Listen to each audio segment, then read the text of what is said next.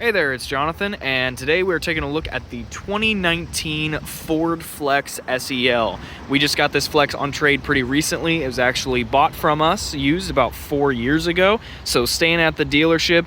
Nice to see this car again. I've always loved these Flexes. I love the look of them, and the ride quality is just so smooth. It is some of the best I've ever felt, especially considering the price point on these Flexes. They're not outrageously expensive vehicles, but the ride quality of them is just so nice and something that you would get out of like a luxury vehicle. And under the hood on this is a 3.5 liter V6 putting out about 280 horsepower. Very nice engine, very solid and reliable, and just moves this vehicle along really well. We'll go ahead and pop open the back here. We do have a power tailgate, just a nice one push of the button and that opens up. Back here we've got our cargo area with a nice cargo well space underneath here with room to slide stuff under the third row seats. And I like this car because it does have the stow and go, so we can just kind of pull this all apart. And let's see if I can do it with one hand, because hey, there we go. So you can fold it down just like that. You can do the same thing with that seat and make a nice flat cargo area in the back. And to get access into the third row is pretty easy. You just pull this lever down here to fold the second row seats down, and then just give it one more extra pull to pull those seats forward, just like that, giving you access into the third row.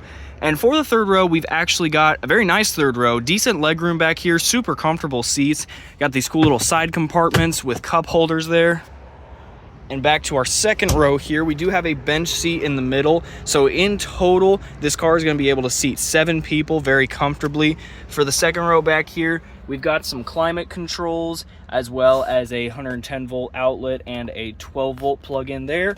And of course, cup holders and a neat little storage tray there. And the second row here is going to get their own vents for their climate control, same as back here on the third row. And we've got another nice cup holder built into the door here, perfect for a water bottle or something like that.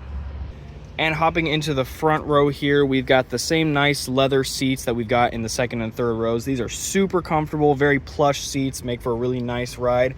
Got power adjustable seats with lumbar support for the driver, power adjustable seat with manual lumbar support for the passenger, and both of these seats are heated. And the driver's seat does have 2 memory recall options. And on our steering wheel here to the right, we've got some pretty standard phone and radio controls. On the left here, got my cruise control buttons. And then up here on these little D-pads, we are able to control our digital dashboard, which has tons of information and stuff like that. On the side here, you can see a compass. When you have a navigation, like a trip set, it'll show you your next turn right up there. And down here underneath the steering wheel, we've actually got our buttons for power pedal adjustments, which is really interesting on a car like this. It's not something I see very often.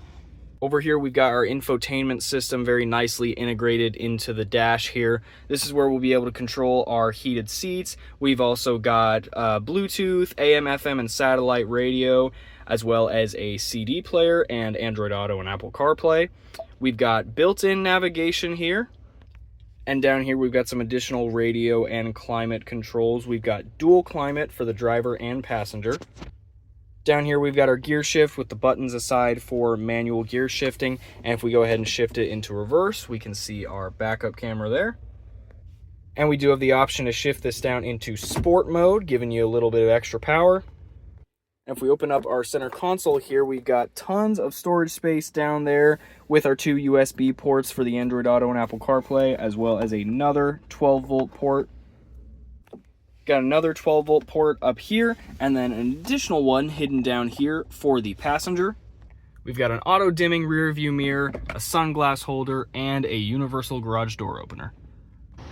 Like I said before, I really love these Flexes. I think they are a really nice, high-quality vehicle. Shame they discontinued them, but there are still plenty of examples for a nice used one out there like this one right here. If you're interested in this vehicle, all my information is going to be down in the description of this video, or you can head on over to champagnefordcity.net. Thanks for watching.